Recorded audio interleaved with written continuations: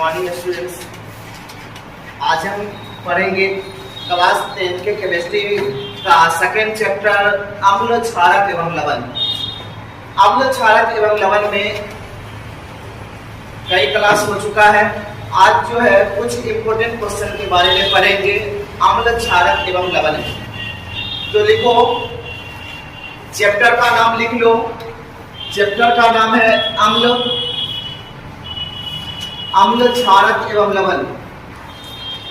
अम्ल क्षारक एवं लवण, एसिड बेस एंड साल्ट। इसमें एक्स्ट्रा लगा के लिखो कुछ महत्वपूर्ण प्रश्न।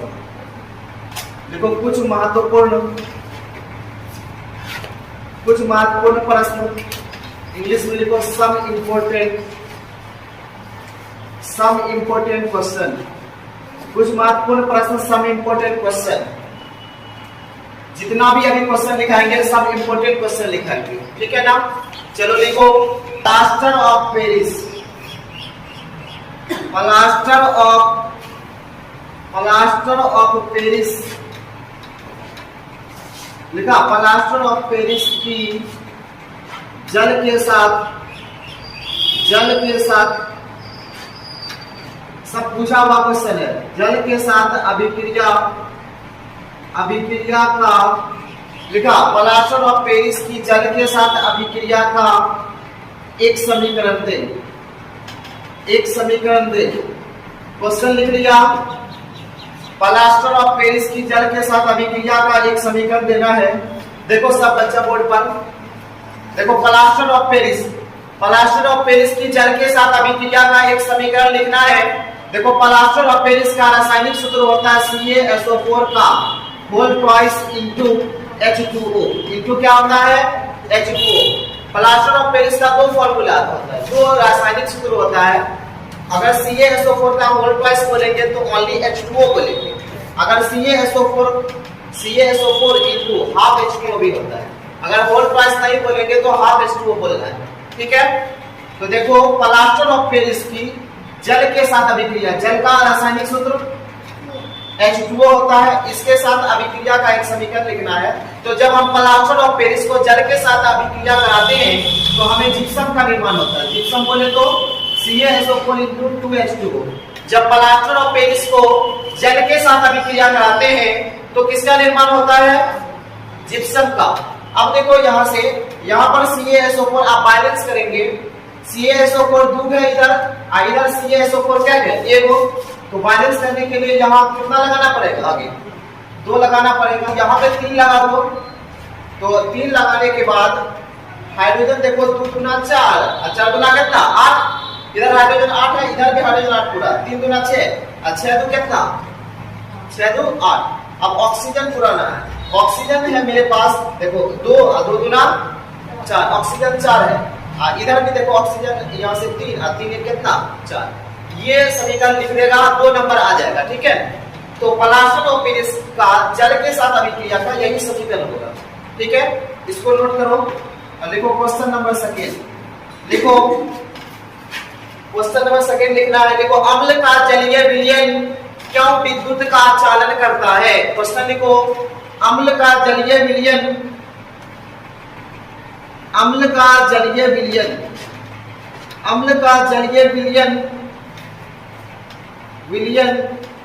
क्यों विद्युत का चालन करता है? देखो, अम्ल का जलीय विलयन क्यों विद्युत का चालन करता है? बहुत ही इंपॉर्टेंट क्वेश्चन है। अम्ल का जलीय विलयन क्यों विद्युत का चालन करता है? लिख लिया। अम्ल का जलीय विलयन क्यों विद्युत का चालन करता है? देखो, अम्ल का जलीय विलयन बोल रहा है क्वेश्चन, अम्ल का जलीय विलयन क्यों विद्युत का चालन करता है? तो अम्ल का जलीय विलयन विद्युत का चालन करता है क्योंकि अम्ल जो है वो जल में घुलकर H+ आयन देता है। अम्ल जल में घुलकर क्या देता है? मतलब हाइड्रोजन आयन प्रदान करता है। तो लिखो, इसमें क्वेश्चन लिख लिया, अम्ल का जलीय विलयन क्यों विद्युत का चालन करता है? आंसर में लिखो, अम्ल का जलीय विलयन विद्युत का चालन करता है क्योंकि अम्ल का जलीय विलयन विद्युत का चालन करता है क्योंकि अम्ल का जलीय विलयन विद्युत का चालन करता है क्योंकि, लिखो, अम्ल का जलीय विलयन क्यों विद्युत का चालन करता है क्योंकि अम्ल जल में घुलकर, क्योंकि अम्ल जल में घुलकर H+ आयन उत्पन्न करता है। लिखा, क्योंकि अम्ल जल में घुलकर H+ आयन उत्पन्न करता है, H+ आयन उत्पन्न करता है, जिसके कारण इससे विद्युत धारा का प्रवाह होता है, जिसके कारण इससे विद्युत धारा का प्रवाह होता है, जिसके कारण इससे विद्युत धारा का प्रवाह होता है। तो जब भी एग्जाम में क्वेश्चन पूछ दिया कि अम्ल का जलीय विलयन क्यों विद्युत का चालन करता है, तो इसमें बोलेंगे अम्ल का जलीय विलयन विद्युत का चालन करता है क्योंकि अम्ल जल में घुलकर H+ आयन उत्पन्न करता है, जिसके कारण इससे विद्युत धारा का प्रवाह होता है। अगला क्वेश्चन लिखो, क्वेश्चन नंबर 3। लिखो क्वेश्चन नंबर 3, H+ आयन की सांद्रता का, लिखो H+ आयन की, क्वेश्चन लिखना है H+ आयन की सांद्रता का, H+ आयन की सांद्रता का विलयन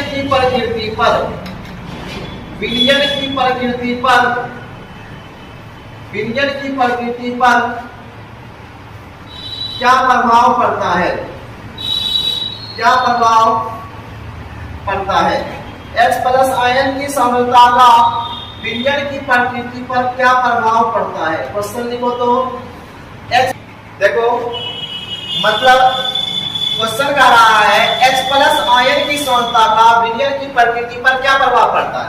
तो जैसे जैसे अम्ल की, मतलब इसकी सांद्रता बढ़ेगी, जैसे जैसे सांद्रता बढ़ती है वैसे वैसे, मतलब जैसे जैसे सांद्रता बढ़ती है विलयन और अधिक अम्लीय हो जाता है। विलयन क्या हो जाता है? और अधिक अम्लीय। इसमें बोलना है जैसे जैसे सांद्रता बढ़ेगी उसी प्रकार, मतलब वैसे वैसे क्या होता है, अम्ल का विलयन और अधिक अम्लीय हो जाता है। लिखो जैसे जैसे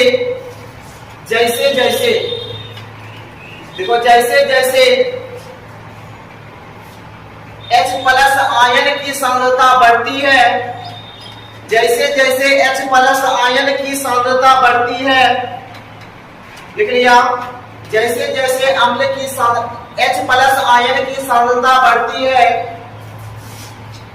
विलयन और अधिक अम्लीय हो जाता है, विलयन और अधिक अम्लीय हो जाता है। लिख लिया, जैसे जैसे H+ आयन की सांद्रता बढ़ती है वैसे लिखा, जैसे जैसे H+ आयन की सांद्रता बढ़ती है विलयन और अधिक अम्लीय हो जाता है। ठीक है, क्वेश्चन नंबर 4 लिखो, क्वेश्चन नंबर 4 लिखो, जल की अनुपस्थिति में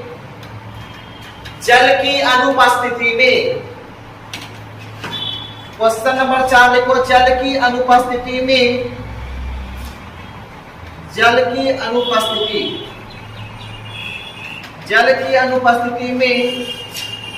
अम्ल का व्यवहार अम्लीय क्यों नहीं होता है, अम्लीय क्यों नहीं होता है। देखो, जल की उपस्थिति में अम्ल का व्यवहार अम्लीय क्यों नहीं होता है। लिख लिया, लिखो तो, लिखो, जल की अनुपस्थिति में अम्ल का व्यवहार अम्लीय नहीं होता है क्योंकि, लिखो तो यहां तक, जल की अनुपस्थिति में अम्ल का व्यवहार अम्लीय नहीं होता है क्योंकि, लिख लिया, जल की अनुपस्थिति में अम्ल का व्यवहार अम्लीय नहीं होता है क्योंकि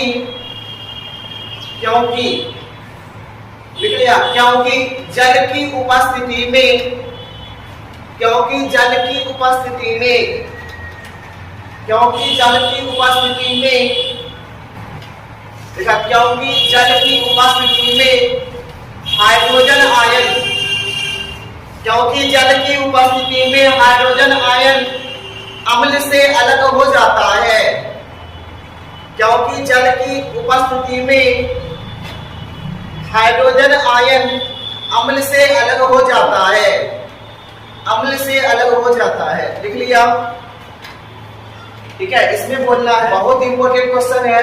लिखो, पीतल एवं तांबे के बर्तनों में, पीतल एवं तांबे के बर्तनों में दही एवं खट्टे पदार्थ क्यों नहीं रखना चाहिए? लिखो तो, देखो, पीतल एवं तांबे के बर्तनों में, पीतल एवं तांबे के बर्तनों में दही एवं खट्टे पदार्थ नहीं रखना चाहिए, क्योंकि पीतल एवं तांबे के बर्तनों में दही एवं खट्टे पदार्थ नहीं रखना चाहिए, क्योंकि इस सब दही में लैक्टिक अम्ल पाया जाता है, क्योंकि दही में लैक्टिक अम्ल पाया जाता है। लिखा, क्योंकि दही में लैक्टिक अम्ल पाया जाता है, जो, लिखा, जो पीतल एवं तांबे के बर्तनों से अभिक्रिया करके, देखो, जो पीतल एवं तांबे के बर्तनों से, जो पीतल एवं तांबे के बर्तनों से अभिक्रिया करके, लिखा, जो पीतल एवं तांबे के बर्तनों से अभिक्रिया करके एक हानिकारक विषैला पदार्थ बना लेता है, अभिक्रिया करके एक हानिकारक विषैला पदार्थ बना लेता है, एक हानिकारक विषैला पदार्थ बना लेता है, जिसके कारण ये खाने लायक नहीं रह जाता है, जिसके कारण ये खाने लायक नहीं रहता है। ठीक है, जिसके कारण ये खाने लायक नहीं रहता है। तो क्वेश्चन में टिक मार लो, तो क्वेश्चन में टिक मार लो। क्वेश्चन पूछेगा, पीतल एवं तांबे के बर्तनों में दही एवं खट्टे पदार्थ नहीं रखना चाहिए, क्यों? तो बोलेगा, पीतल एवं तांबे के बर्तनों में दही एवं खट्टे पदार्थ नहीं रखना चाहिए, क्योंकि दही में लैक्टिक अम्ल पाया जाता है, जो पीतल एवं तांबे के बर्तनों से अभिक्रिया करके एक विषैला हानिकारक पदार्थ बना लेता है, जो खाने लायक नहीं रहता है। अगला क्वेश्चन लिखो, लिखो, धोने का सोडा एवं बेकिंग सोडा के दो प्रमुख उपयोग लिखे। सोडा एवं बेकिंग सोडा के दो उपयोग को लिखे, दो उपयोग को लिखे। ठीक है, चलो देखो, आंसर में ए नंबर में लिखो, धोने का सोडा के उपयोग। इसका उपयोग कांच साबुन, देखा, इसका उपयोग कांच साबुन एवं कागज उद्योग में होता है, इसका उपयोग कांच साबुन एवं कागज उद्योग में होता है। दूसरा पॉइंट लिखो, 2 नंबर पॉइंट लिखना है। लिखो, इसका उपयोग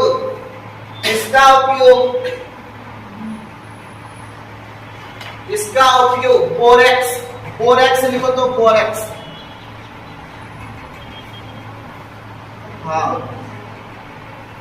लिखो, बोरेक्स लिखो, इसका उपयोग बोरेक्स जैसे,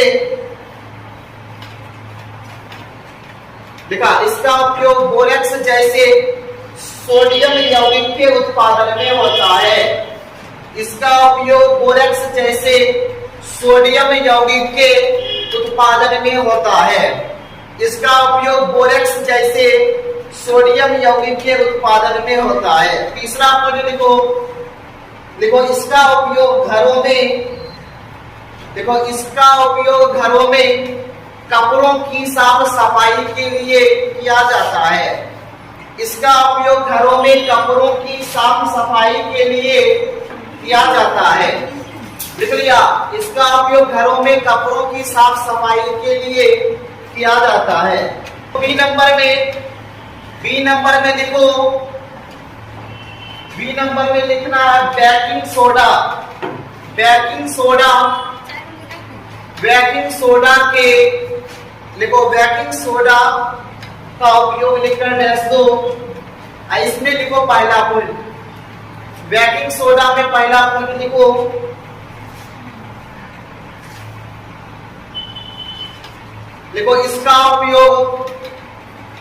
इसका उपयोग खाने की चीजों को, लिखो इसका उपयोग खाने की चीजों को, इसका उपयोग खाने की चीजों को मुलायम, इसका उपयोग खाने की चीजों को मुलायम, कोमा स्पंजी, स्पंजी एवं खस्ता बनाने में किया जाता है।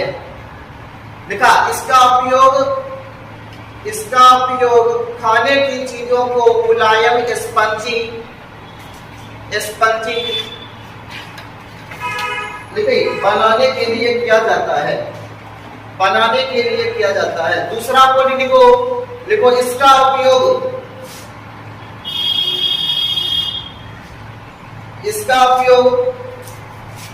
सोडा अम्ल, इसका उपयोग सोडा अम्ल अग्निशामक में भी किया जाता है। ठीक है, इसका उपयोग सोडा अम्ल अग्निशामक में भी किया जाता है। इसका उपयोग सोडा अम्ल अग्निशामक में भी किया जाता है। तीसरा पॉइंट लिखो इसका उपयोग